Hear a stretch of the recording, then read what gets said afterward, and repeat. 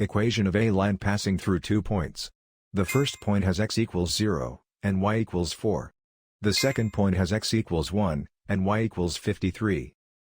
First, place the 2 points on the coordinate grid. The run is the horizontal change, from x equals 0 to x equals 1, the run is 1. The rise is the vertical change, from y equals 4 to y equals 53, the rise is 49. Slope is rise divided by run, 49 over 1, which simplifies to 49. Now draw the line through both points. Start with point slope form, y minus y1 equals m times x minus x1. Then fill in the boxed values, slope is 49, x1 is 0, and y1 is 4.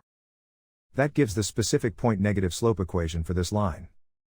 Finally, solve for y to get slope negative intercept form. The graph and the equation describe the same line.